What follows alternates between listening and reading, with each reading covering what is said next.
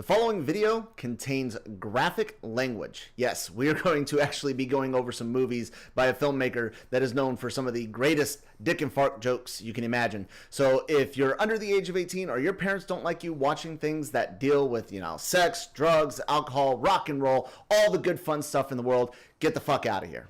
Yeah, we don't deal with kids. Snooch to the nooch.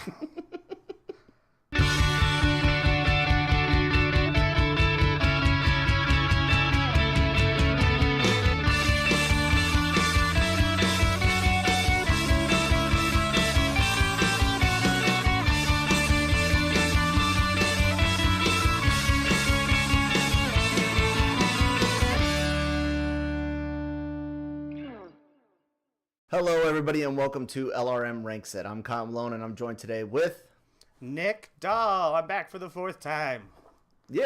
It's a quadrilogy of Nick. Yes, and hopefully many more to come, right? I hope so. We got one planned. Alrighty. Yes, we got another one planned. So you guys know what we do here. We take franchises from films. We take individual movies that might have similarities. Hell, we've even done a rank video where we ranked costumes. And two of us writers there at LRMonline.com discuss why we rank these films in whatever order that we rank them at.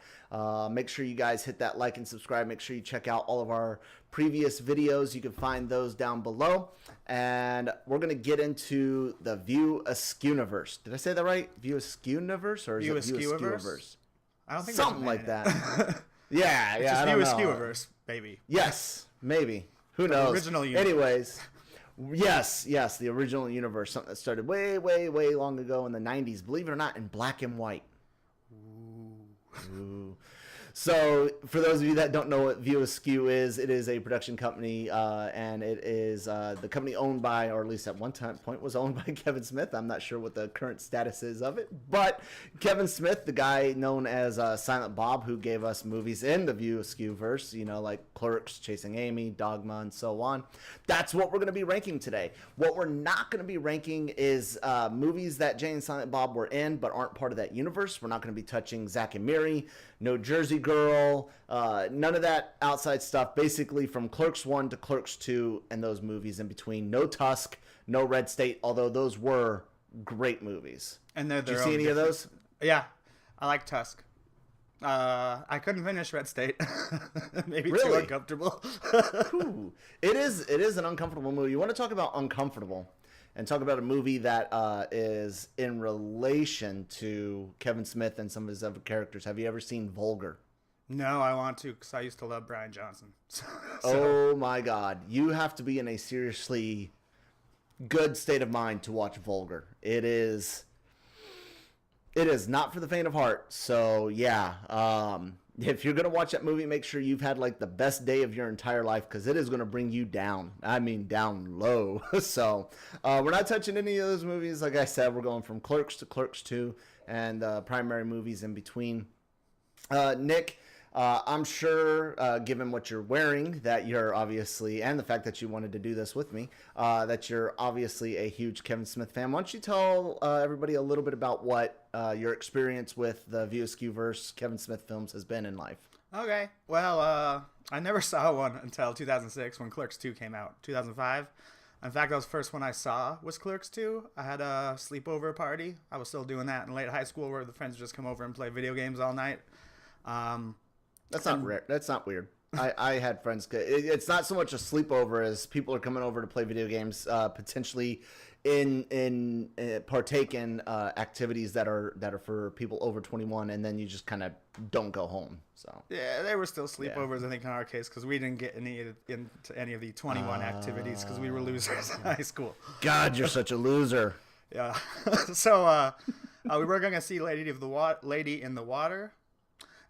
We decided instead the last minute to see Clerks 2, and my life's been different ever since. I went on to Mallrats, Clerks, watched all that.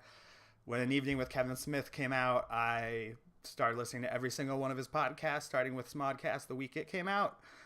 For years, all I did was listen to all of his podcasts. So when I lived in LA, Kevin Smith was my best friend because I didn't have all my friends were still at school in Orange County. So I was walking or driving anywhere, I had Kevin Smith in my ear.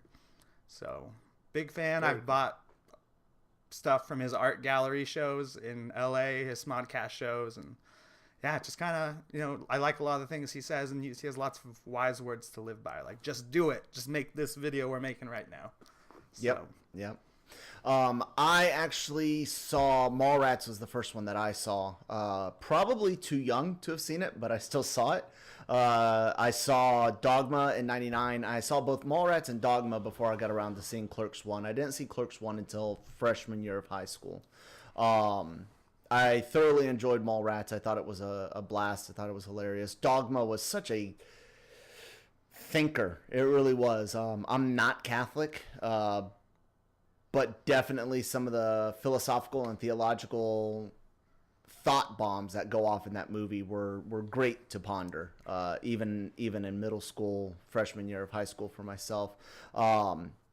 Some of my best memories of Kevin Smith, besides seeing some of these movies with friends, sharing them with my wife for the first time, who's a huge fan as well, was seeing him at San Diego Comic-Con in 2007 and 8. I didn't see him host his own panel in 07. Instead, he moderated the Battlestar Galactica panel. It was like the last big panel before that reimagining series ended. The last big panel for San Diego that they were going to do, and Kevin Smith was the guest moderator there, and it was a blast. It was very cool. It was the first time that I'd ever seen Kevin in person, and then in 2008 he had his own in Hall H. Me and my buddy Brian stayed there to see that. Our buddy Larry, he went off to see something. I don't know. We saw the Iron Man 2 trailer and Kevin Smith there in Hall H in 2008, which was pretty cool.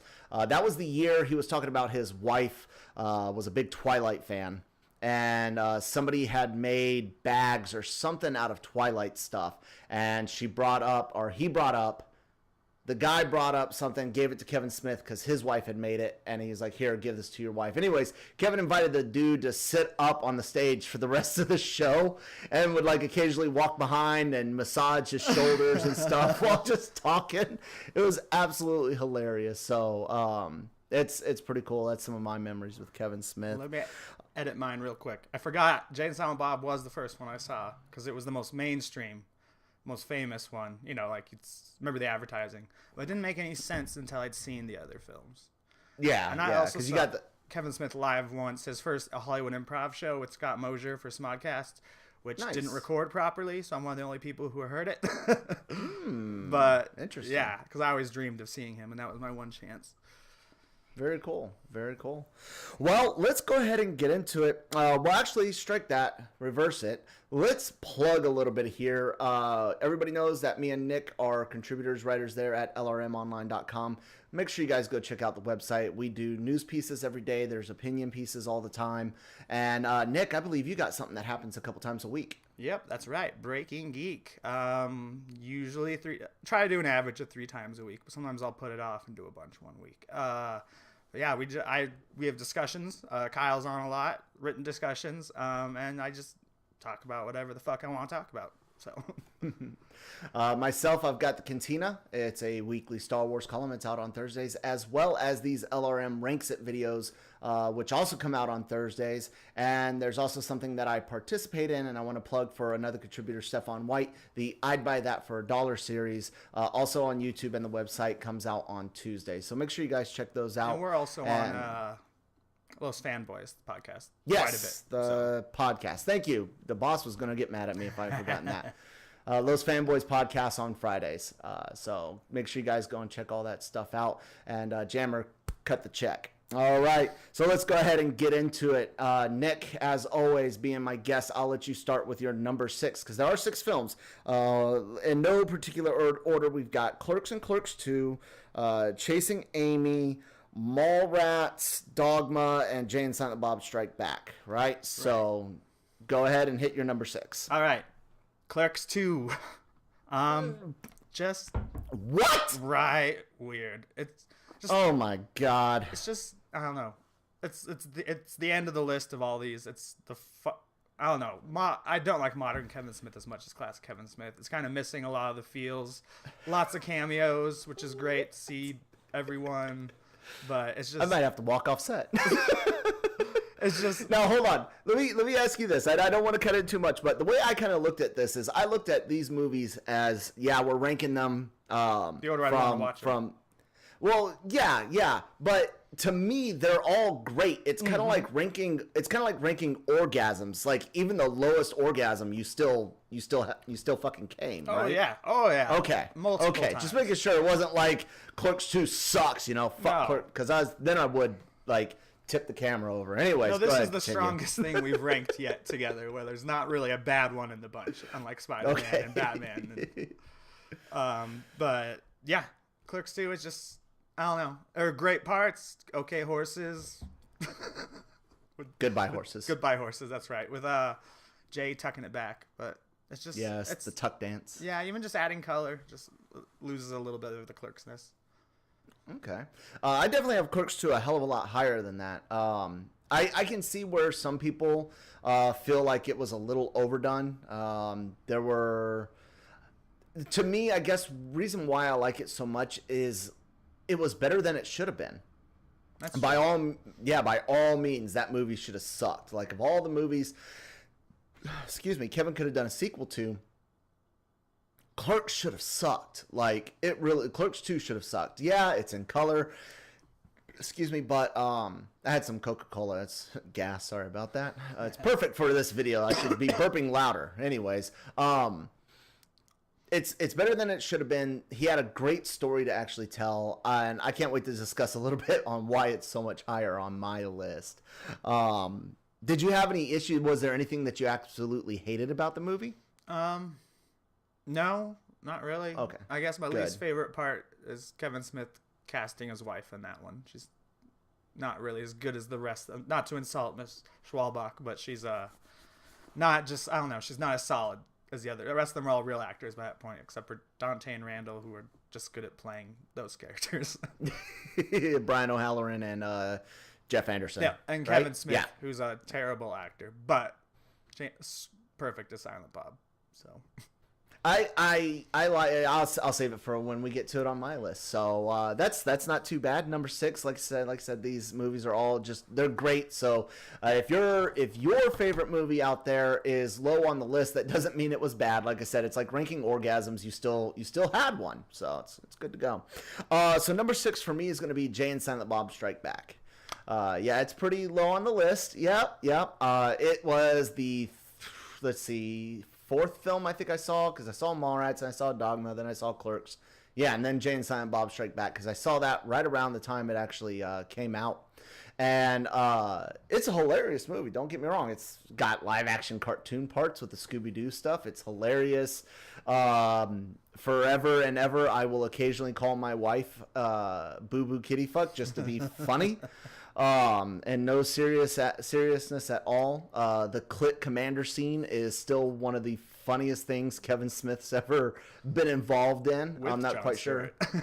Yes. I'm not quite sure how much Jay was given just free reign, or if the improvisation of that scene or whatnot. But it's hilarious.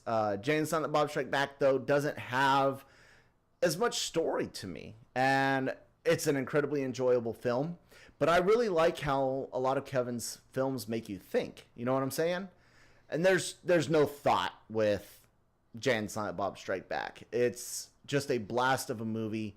But because there's nothing to really think about, you just kind of go along for the story. I kind of put it down low on the list. What do you think about that? I don't know. It's a different type of story, I guess I would say. It's very much... It's the Avengers of, not saying quality wise, but of if you can hear Kevin my dog Smith barking, films. I'm sorry. What? It's like they all finally like come together. You know, like all the characters are in it again. Yeah. Kind of like what I complained about in Clerks, where there's too many cameos, but in a good way. And it's very much a live action cartoon that's just kind of more payoff and wacky than it is, like you said, insightful. So I wouldn't disagree with that. Yeah. Very cool, man. Well, hey, let's go ahead and continue on with the list, and let's get to number 5, Nick. I think our lists are going to be very different. Maybe, which is a good thing. I like it when they're different. This is going to be the most... So far, neither of us have said blasphemy, necessarily, in overall fans' eyes. Chasing Amy is my second least favorite. And now that's blasphemy. Yeah, exactly. That's what I'm saying. This is the blasphemy I was teasing. Oh God. It's good. Again, it's another orgasm, like, but it's not 5 out of 5 orgasms. Know what I'm saying? It wasn't the like holding on to the edge of the bed, like shaking type. Yeah, okay. It's almost. I think one of the reasons it's my least favorite is I like Kevin's. I mean, it's hilarious. It's absolutely hilarious. The tracer thing. You're a fucking tracer. You're a tracer. The telling the sex like scar stories about like being dragged by a car, yes, like while it's going down on someone, or like getting knocked in the tooth. I mean, it's full of great Kevin Smith stuff. I love the I don't know the name of the black actor, but that character, the comic book author who acts like a really tough black guy and he's gay, yeah. Where he's like about to they have the little conversations like, don't you I'll bring kill up every white motherfucker I lay my eyes on. He's like, don't you Black Rage. He's like, white guys always jump to the sacred trilogy. He's like, yep. The whole Lando conversation where he's like, Lando was a he says something I probably can't say. But yeah, I mean, but then that's going to my point. I think it's also his most serious film in the View Askewniverse. And I kind of like it's good. Again, it's good serious. It really makes you think. It's a little bit of like nerd, like geek fantasy for Kevin Smith of like, oh, you can turn a gay woman straight for at least a little bit. Which it's a very, very like progressive movie for its time. Because he was addressing these things from a real perspective when people wouldn't make these kind of movies in the 90s, at least not in that realm. Didn't he write it in relation to, I think it was his brother who had recently come out of the closet? And his brother's like, I think I remember hearing someone in Kevin Smith's family, I want to say it was his brother, one of maybe his brothers, not. I think. Yeah, had recently come out, or he had been inspired by that, by people coming out of the closet, by people dealing with homosexuality in their lives, kind of inspired him to write the story. So it's definitely a personal story for him on some level. Yeah, absolutely. And yeah, I mean, again, it's a good movie. It's lower on my list because it's less wacky. I can see that. Although the whole scene discussing Archie comics is one of my favorite scenes in a Kevin Smith film at all. I absolutely love that. Here's $1. Go buy yourself a Clue. I love that movie. Oh dear God, yeah.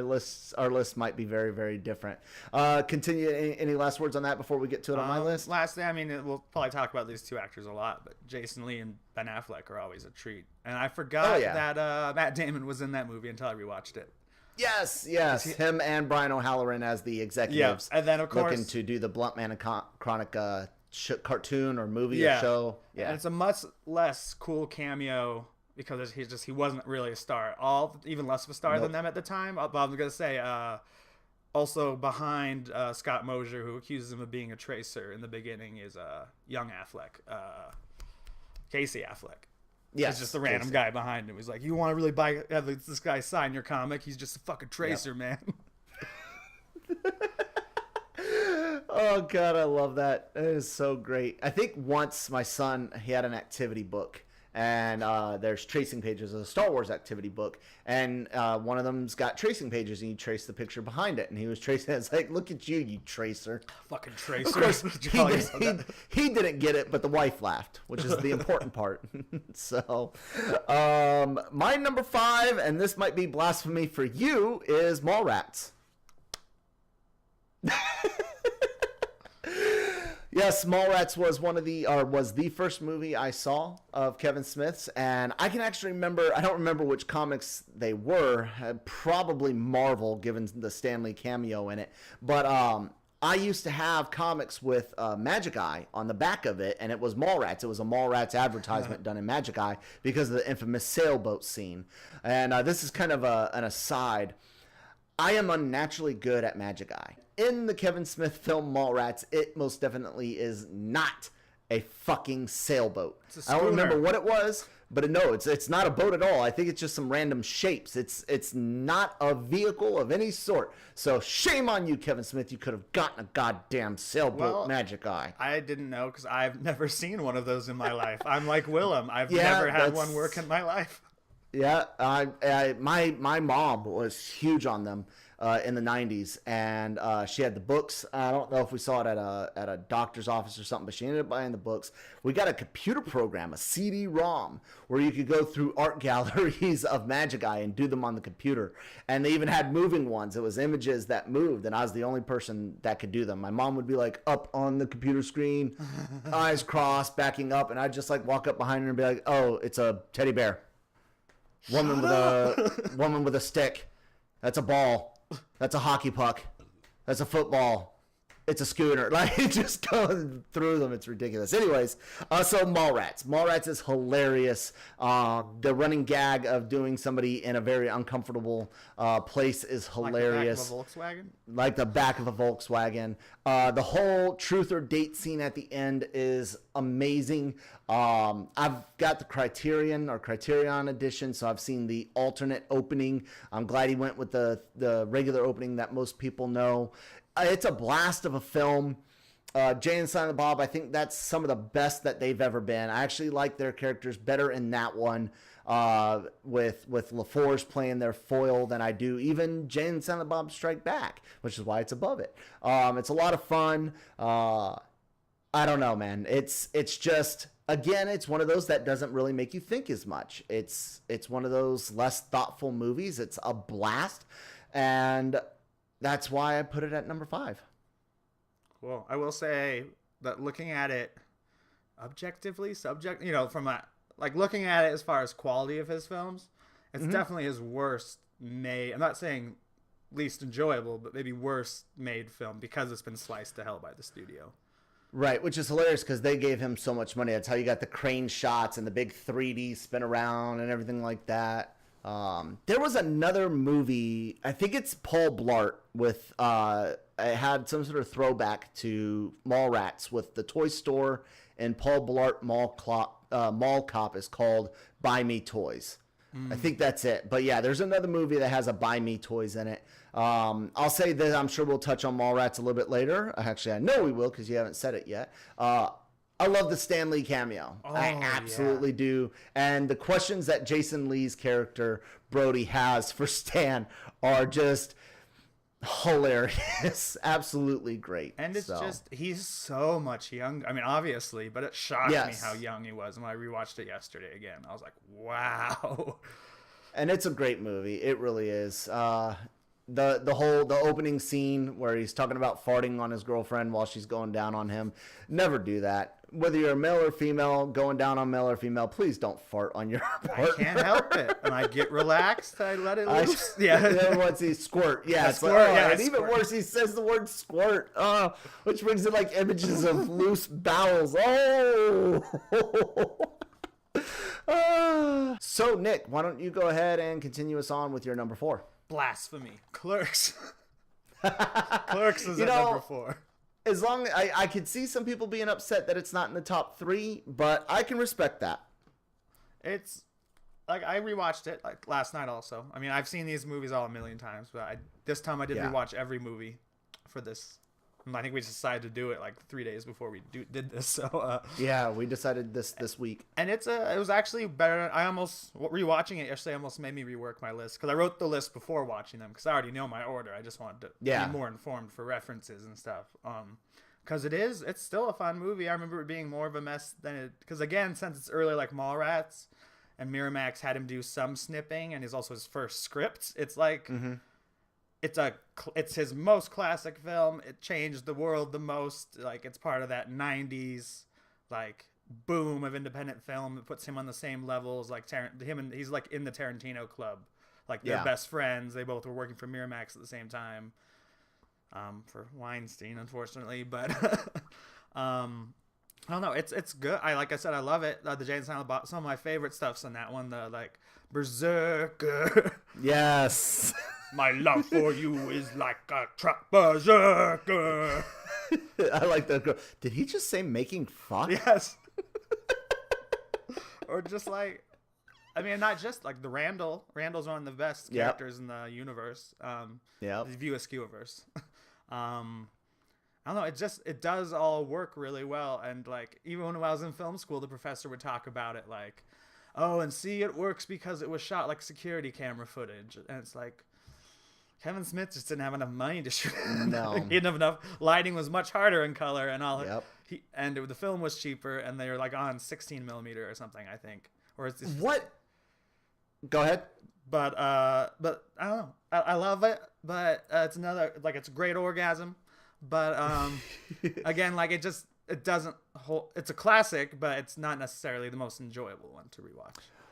Well, I was gonna say, what is it? Because I noticed similar. You mentioned a college teacher or a professor that's looking too far into the movie, you know. Which happens a lot. What is it with certain people that try to over analyze or over philosophize or whatever, they try to overthink a movie, and music the same way. I've heard of music teachers that are like, they'll get onto somebody that's playing an instrument, and I play bass. You guys can see a couple of my basses sitting behind me here.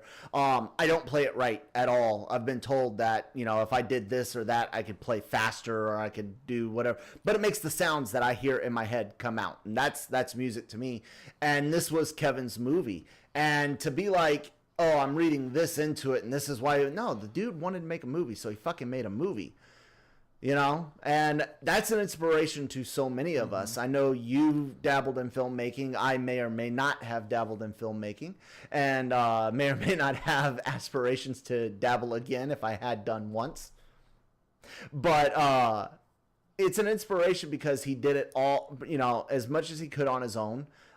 He tried to George Lucas it, you know? And he did a great job with it. He really did. So fuck all you professors that are like, there's a right way and a wrong way to do art. There's not. As long as the final product is what you saw in your head or heard in your head, that's fucking art, man. We can go ahead and continue to talk about this movie because I committed blasphemy as well, and Clerks is my number 4 as well. So we can spend a couple more moments on it. It's a cool film. It does a lot of really good things, and it has some of the worst acting ever. Choppy lines, very, very choppy lines. But he was putting his friends and family in this movie, in multiple roles. Yeah, which is fine. He got this movie made. It's an instant classic. And 37 is one of those numbers whenever I see it. No matter what I see it on, the first thing that pops in my mind, I just destroyed half the universe. Anything that comes on my mind is 37 dicks. My girlfriend just sucked 37 dicks. What, in a row? You know? I'm 37? And try not to suck any dick on your way to the parking lot. It's absolutely ridiculous, man. I love it. I love it. It's a great movie. But because there are better films out there, it does kind of suffer, and it gets stuck kind of in the middle of the deck. And it's sad because I watched Mallrats first when we were watching it, because I'm going for the references. Like, of course, they meant my cousin Walter's in both of them, which I guess makes Dante and Brody related. They both talk about their cousin Walter. I think so. Yeah. And there's other like you hear there are lots of names that match up in those. Yes. Even going forward to Chasing Amy, there's a lot of callbacks to Bree something. I can't remember her last name. Yeah. She's got references in Mallrats, Clerks, and Chasing Amy. And then the girl who dies in the pool is referenced in 2 of the, maybe I think all 3 of them also. And like they talk about you in Chasing Amy, you get how sad it worked out. I watched Chasing Amy and Mallrats, and then came back to this. I think they reference it in Chasing Amy, how she's still in a mental institution. Like Randall almost gets the girl he wants, and then she fucks the dead guy in the bathroom who died jerking off. God, because the lights don't work after 5:35 or whatever. Yep. Such a and you got to give it up to Kevin. His mind thinks in a way where he can hold on to pieces of information that you drop at the beginning, and the payoff is not until the end. Yeah. You know, a lot of films, the line is fairly short from setup to payoff. And Kevin, man, you could be like set up here, and then you're going all like this to get payoff behind it, and it's ridiculous. I love it. Absolutely, it's good stuff. So, Yep, both of us have Clerks at number 4. So let's go ahead and get into our top 3. These are, now we're getting into the bed shaking, eyes closed, eyes rolling behind the skull orgasms of movies. So let's go ahead and go with it. Nick, your number 3, Kevin Smith, View Askewniverse film. Hallelujah. It's Dogma. Dogma's a top 3 for sure. I did grow up Catholic. No longer Catholic, but I grew up Catholic. Legitimately, blasphemy? Exactly. Oh, I commit blasphemy every day, probably. But I don't know. It's definitely. I mean, Jay and Silent Bob is weird too, but it's definitely the weirdest one. My roommate and I actually had an argument about it, and he thinks it's the worst Kevin Smith movie out of the 6 because he says it doesn't age well. And age is great. And he says it's more of a cartoon than Jay and Silent Bob because I like to compliment Jay and Silent Bob that way. And he's like, yeah, but like there's more of a cartoon. Like with, I'm like, in a way, all Kevin Smith movies. Mallrats is a bit of a like Jay and Silent Bob bring with them the cartoon moments, whether it's a sound effect or in this movie, pushing Ben Affleck and that Loki and Bartleby out of a train, being like no ticket in reference to Indiana Jones and a giant poop monster. The giant poop monster, which I used to go to. It was after Brian Johnson left, and they combined the Jay and Silent Bob Secret Stash in L.A. with a video rental store, a video purchase store, which is like the best video store in L.A. too. And the back section was just Jay and Silent Bob stuff, where I bought like shirts and stuff. And then they also had they had some memorabilia behind glass, like the poop monster and Bartleby's wings, like the full set of wings, and it was pretty cool. But I don't know, Dogma is just, it's obviously, maybe, in fact, I'd say it's his most thinky movie. Just thinking, like, I don't know, because it very much does get into religion and theology, all of that stuff from a really weird, funny perspective, whether it be the aliens angels not having any private parts at all and being like a Ken doll. And whatnot, but I don't know, and it might have the best cast of any Kevin Smith film, I think, when you got Alan Rickman, Jason Lee's the villain, which is pretty cool. Yes, I mean, obviously you got Ben Affleck and Matt Damon shooting this when they win the Oscar for Good Will Hunting. It's like, and that their introduction at the airport is just great. Absolutely love it. The best parts in this movie are always whenever they're having a deep discussion with each other, or the boardroom scene where they're carrying out one of their discussions. I don't believe in voodoo, but I do believe in this. It's great. Absolutely love it. And at the end, he's like, "You're pure of heart," but he's like, "But you didn't say God bless you when I sneezed." And it's great. This is where me and you actually agree twice. Dogma is my number 3 as well. It is a great thinking movie. I am not, nor was I ever Catholic, but I have some Catholic friends, and this movie to me never once was like when I think it was the Catholic League themselves that were protesting this movie, and Kevin Smith talks about in a few of his discussion Evening with Kevin Smith stuff. People protesting this, and there's nothing in this movie that I honestly feel is really anti-Christian or anti-Catholic. It just makes people think. There's a line in there that Serendipity has, about Catholics, saying that they don't celebrate their religion, they mourn it. And there's a lot of Catholic people I know that have seen that movie, and they're like, yes, we do. We mourn our religion. And that movie made them think about their religion and reevaluate it. Not necessarily take them away from God or Christ, but just change their outlook that they had, because it was a view from, even though Kevin Smith was raised Catholic himself, it was still an outsider's point of view. And the movie it makes you think a lot. And I absolutely love it. And even people that aren't Catholic, there's a lot of stuff that deals with Christianity in general that can make you think about certain things. It's probably the most wickedly dark film too. Just having her working in an abortion clinic and stuff like that. The whole thing, they're talking about at the abortion clinic, she's like, you don't know any better. You killed Jesus. And she's like, no, we already used that excuse or something like that with Janine Garofalo. It is a very dark, funny movie. But again, some of the things that it makes you think about is the Metatron, Alan Rickman's line where he's like, I had to tell Jesus, dude, you're going to go through hell. You're going to live a life of persecution before you're going to be freaking beaten and crucified. I have to tell this to a 12-year-old boy. How messed up is that? And for people that are of faith, that's one of those things where it should make you think, It's a great movie, though. It's freaking hilarious. Like we mentioned, the boardroom scene is great. The holy bartender with with Jason Lee's character Azrael is awesome. Even the whole I always love this love the scene with Chris Rock and Jay and Bob. And Jay's like, tell me something nobody knows. And he's like, you masturbate more than anybody on the planet. He's like, everybody knows that. Tell me something nobody else knows. When you're doing it, you're thinking about guys. And you see Kevin's just like, silent Bob. It's just a hilarious movie. I absolutely love it. So it's pretty cool that me and you both have it in our top 3. Any last words on Dogma? For a second, I had something. Oh yeah, George Carlin, of course. I think this is the first one that he's in, right? Cardinal Glick. Yes. And of course, Buddy Christ. So love it. I just love the introduction of Catholicism now and the Buddy. We made Jesus more friendly for the new generation. Yes, he didn't come here to give us the willies. It's great, yeah. And like I said, there's I think everybody that's ever sit there and been like, this movie is bad and anti-Christian or anti-Catholic, they've probably never seen it. Did you know that Kevin Smith was in the picket line in Jersey? Yes. And then they interviewed him on TV.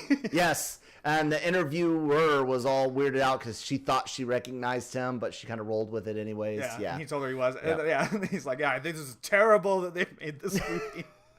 Watch. It's on YouTube. It's hilarious. Yes. I remember him talking about it in one of his Evening With videos. I don't think I've ever seen the actual video, on YouTube. Though. I've watched, or one of his special features. I've seen it somewhere. Good stuff.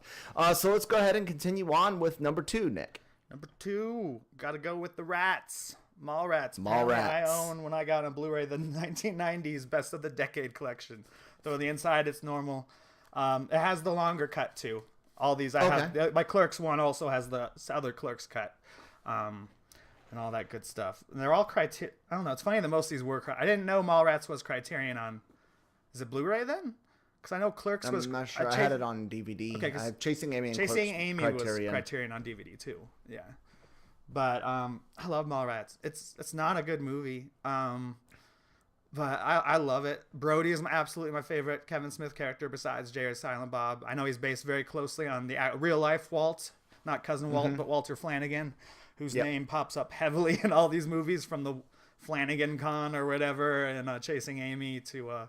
And of course, he plays like 5 characters in Clerks, I think. I think he's the one that's most famous for being Steve Dave, right? Yeah. No, he's Fanboy. He's Fanboy. And Brian Johnson's Steve Dave. Brian Johnson's Steve Dave. Yep. But and it's just, I don't know. Mallrats is so wacky. Like, I mean, you obviously know my number 1 also at this point, but like, I love the wacky. I got into it because of the Jay and Silent Bob. Like, I didn't realize the other content of the movies. I just knew, hey, there are these fun characters that show up in a bunch of movies when I originally hopped in, and it was like, oh, this is weird. They're not sequels. These movies aren't necessarily they're a universe, not a series of sequels necessarily. It's like real life, just people that, because Jim and Jim knows Bob, that these stories have a connection. Yeah, exactly. And this movie is one of the ones that does switch actors, where Willem is Scott Mosier in the first one, and he's what's his name for My Name Is, that guy was in My Name Is Earl, right? Ethan Suplee. Yeah. Yep. So I mean, I think Mallrats is. I love all the weird, wacky, like whether it's the Batman thing and the gag twice of his head going through the wall while Joey Lawrence, is it something? Joey Lauren. Yeah, something Lauren like that. Adams. Joey Lauren Adams. Yeah, when she's like changing, or just like, I don't know, just they're all very 90s, except for the ones even the ones not shot in the 90s. But this is like is quintessential 90s comedy to me. Like it's Yeah. like the comic book store and the mall, and like there's a line about rebooting Dude. 70s stuff. I miss the mall. I know. I remember being a kid and the parents being like, all right, let's go to the mall, and being stoked because not only was there a food court and a toy store, KB Toys at that time, it was the arcade, man. I missed the arcade. God, I would kill to go to an arcade today. I love video gaming. I was playing Final Fantasy 12 Zodiac Age before we started recording. That was a weird slip, wasn't it? Yes, we're recruiting people for LRMonline.com. Join us. Anyways, right before we were recording, and I love playing video games at home, but man, there was something so cool about being with either friends or maybe a parent, a sibling at an arcade, feeding quarters into a machine. So yeah, I do. I miss that kind of 90s. I was born in the mid 80s. My parents were big 80s fans, so I kind of mix with Generation X and the oldest millennials, but definitely. How were your 90s? You're a few years younger than me. Yeah, I was 88, so I remember the 90s. Obviously, wasn't old enough to be at the mall by myself in the 90s, but like, yeah, the mall was cool. Like the food court, like comic book shops still back then. I used to love, by the time when I was a little older, arcades were mostly gone, like middle school or even late elementary school. But we had a chain called Nicola Play, where it was all, you didn't even change it in for tokens, you changed in all your money for nickels. And yeah, it was just, yeah, there's a lot of nostalgia, I guess, attached to this movie for me.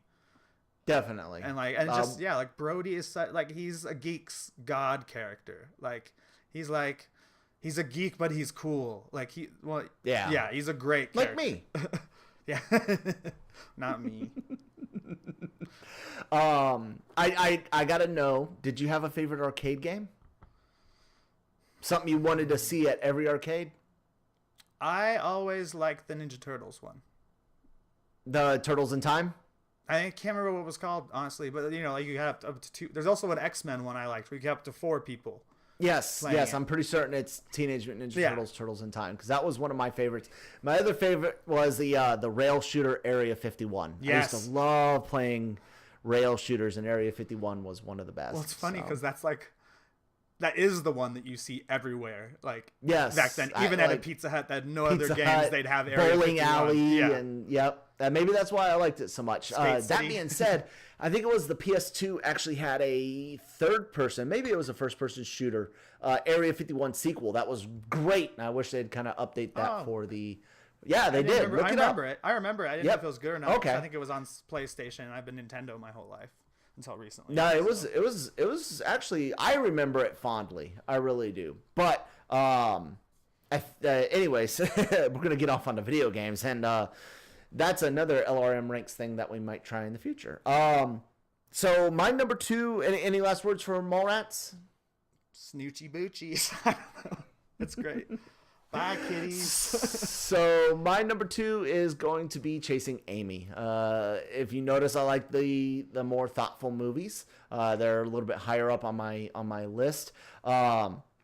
Chasing Amy was an amazing film experience for me. I was fairly young when I saw it. I saw it after Mallrats, after Clerks, after Dogma, after Jay and Silent Bob Strike Back. So it was interesting to kind of go back and see how Kevin's thought process was different, even though he did Clerks and Mallrats, you know, relatively soon around Chasing Amy. The scene in the hockey arena and the scene where in the rain are 2 of the best scenes written for a romance movie. And I don't like romance movies. I really don't. I'm not a romance type guy. I'm very stereotypical male when it comes to rom-coms and chick flicks, if you will. But this movie, I guess because of the creative and comedic approach, it really worked for me. The scene where Joey Lauren Adams' character is singing, and God, what is her character's name? It's not Amy. because Amy's the story that Kevin Smith tells. Alyssa Jones? Alyssa, thank you. God, man, sometimes brain just doesn't work. So when Alyssa's singing at the bar, and Holden thinks it's about him, but really it's about her girlfriend that's there. When it dawns on Banky, and he's like, "Ah!" It's great. It's great writing. It's great acting. It's one of the coolest scenes, and it's a pretty cool song. Joey Lauren Adams is a fairly decent actress, and there's something about her voice, even though it grades on some people like a Fran Drescher, in this movie it works, and I like it. So yeah, I put it high up because of enjoyment. The way it makes you think, like you said, it's a very progressive movie. It touched on a lot of things that people are discussing over the last 10, 15 years. It was ahead of its time. Absolutely. So, any last words on Chasing Amy? No.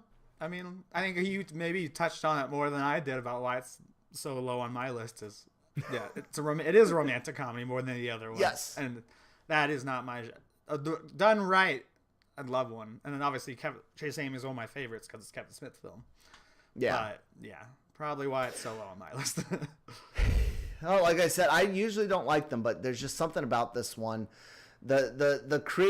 It's not your standard romantic comedy by any means necessary, and not just because it deals with homosexuality and conversion, it's also Kevin Smith. or it's Kevin Smith.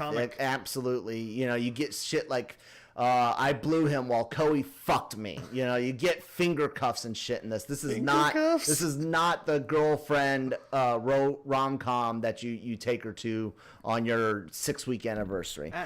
So I don't let's think go. he's as good anymore, but Kevin Smith, I would even say up through Zack and Miri, he does sometimes write the male geek fantasy of a woman, but for most point, he's really good at writing strong female characters that sound like they talk like the guys, like females, but they say filthy stuff too. But as we've seen in recent comedies, now that more women are making and starring in them entirely, women do talk like the guys. It's like they're not all polite and stuff. When you get like a group of women together, they're just saying the female equivalent. So and just even in general, he fleshes out his women in a way a lot of his I think it's contemporaries don't.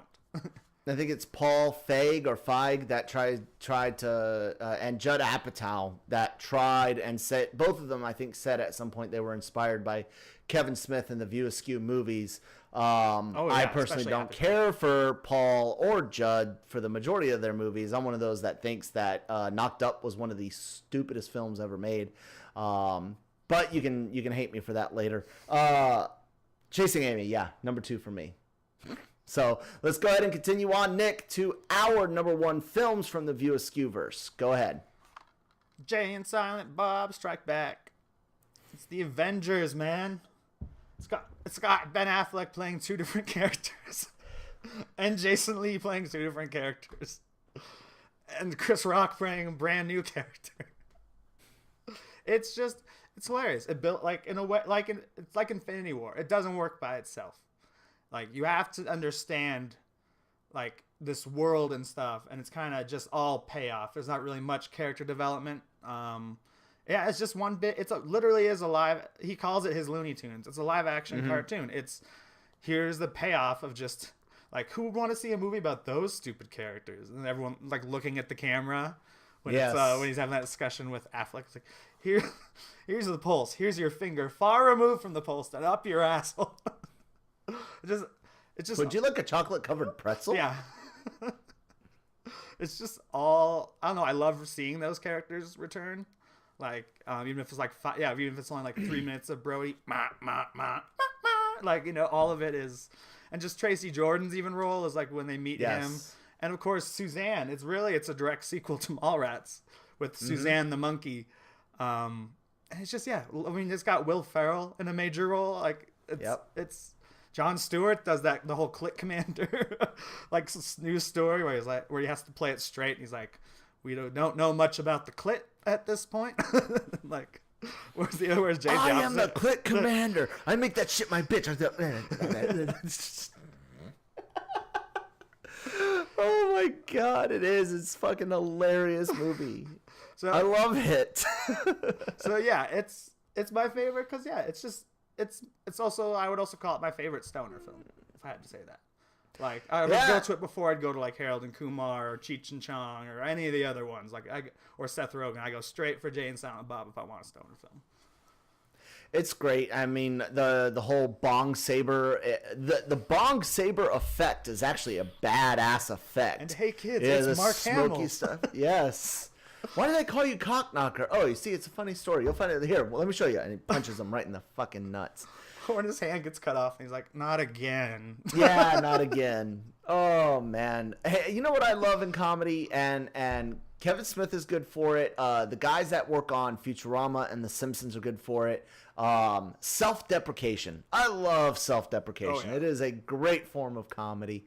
I'll give that to Al Gore mentioning The Simpsons and Futurama several times. Former Vice President Al Gore, Emperor of the Moon. Or no, he was, Emperor of the Moon and inventor of the Internet. Yeah. Former President Al Gore. Vice President Al Gore. He's got self-deprecation jokes on Futurama and The Simpsons, which I love. And that's one of Mark Hamill's things as well. He's very, very capable of taking some of his earlier roles lightly, which I love that. And that movie, I think, also has Wes Craven and Gus Van Sant in it. Like Gus Van Sant, because my favorite scene in any Kevin Smith movie is Good Will Hunting 2, Hunting Season. Yes. How do you like them apples? Well, I don't like the sound of them apples, Will.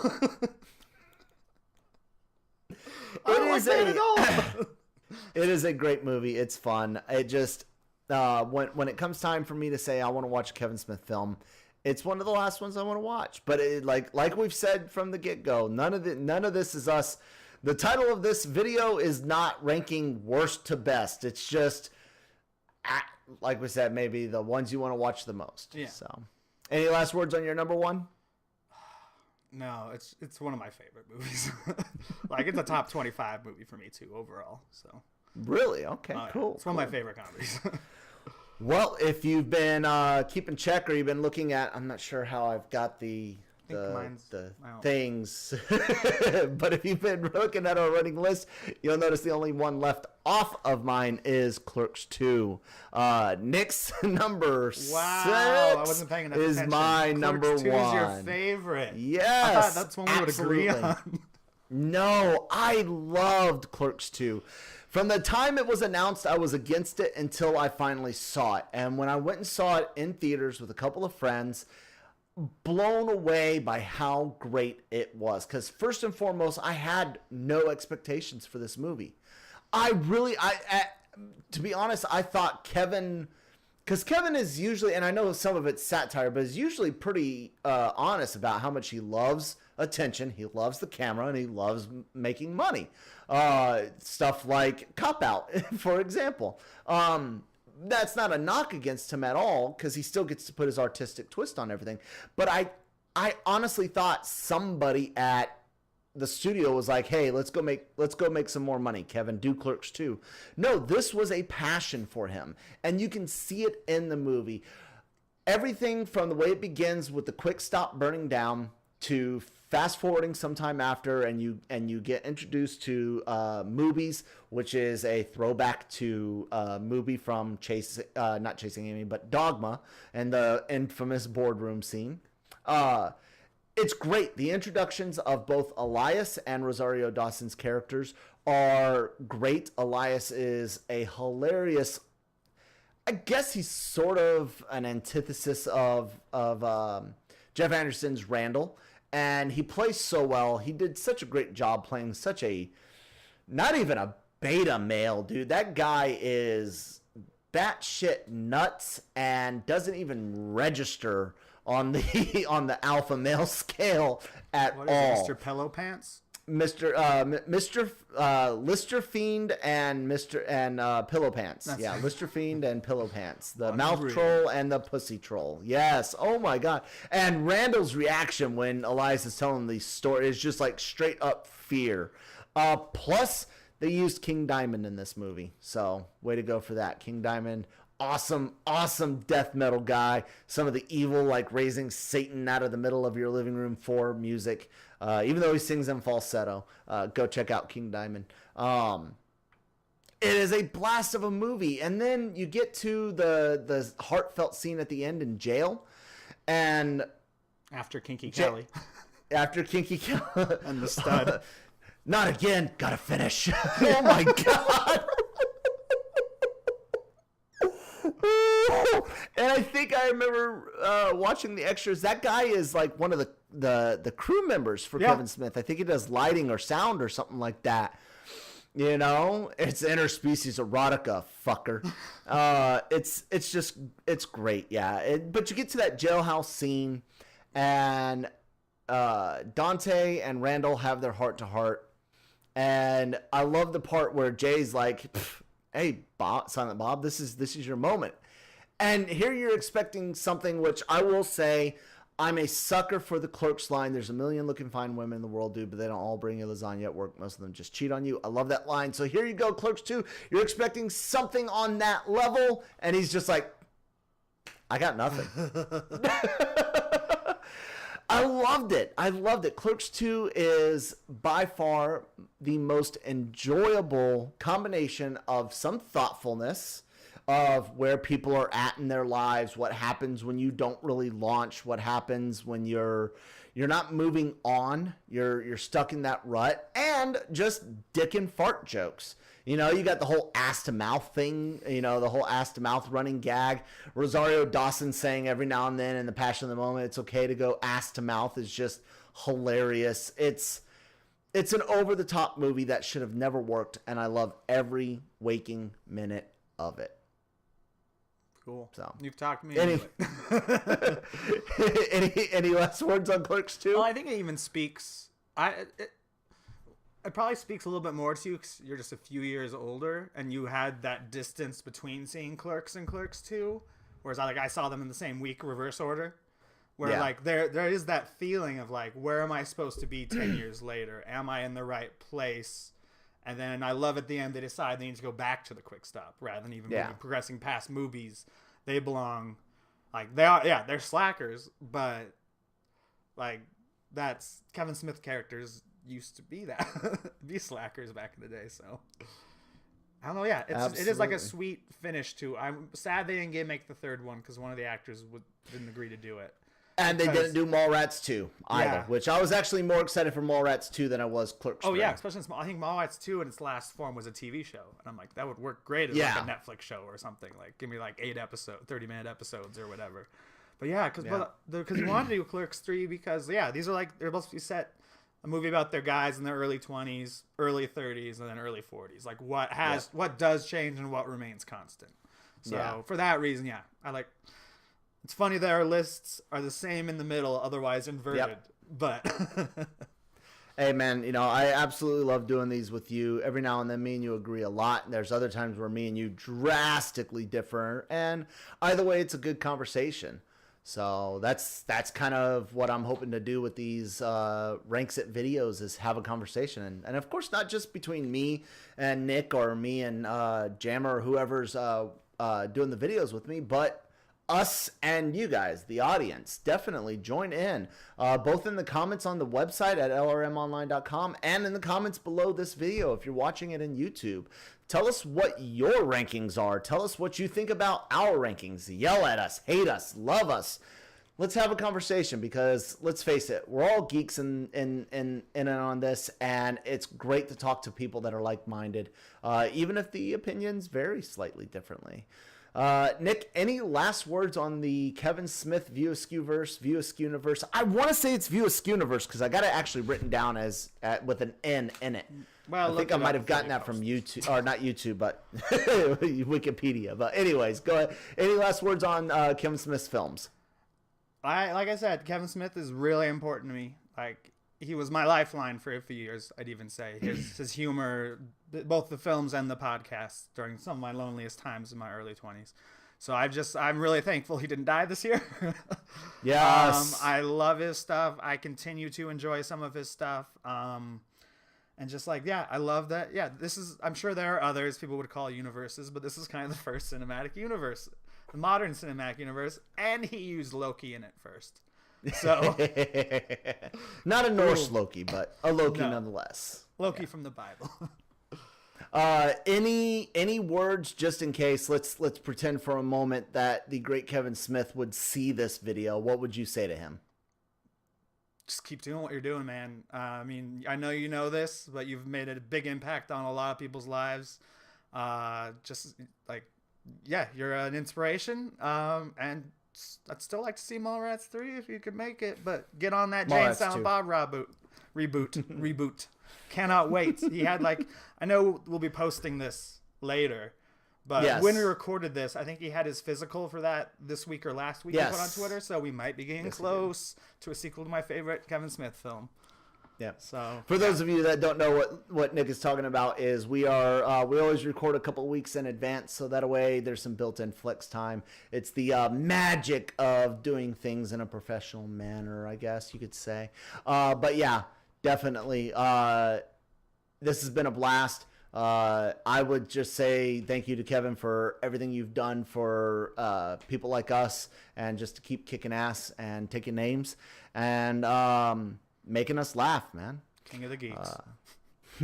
So thank you guys so much for tuning in again. Make sure you do click the like, the share, the website, share that. You know, we got those buttons up at the top of the web pages. On YouTube, click the bell, subscribe. Make sure you guys check us out every Thursday here at LRM Ranks It, and all the other great things that we plugged earlier. We won't plug them again, but Nick, tell them where they can find you online. At LRM_Nick on Twitter. And please tell your friends about us. We need your friends to watch us too. Yes, and you can find me at that Kyle Malone on Twitter. Thank you guys so much one more time, and tune in next week. We'll see you then. Have a good one. Adios. Hey everybody, did you like what you just watched? Do you want to see more? Check out the other great videos available here on the LRM Online YouTube channel. Also, go check out our website, lrmonline.com, to see all the great stories that we publish every day.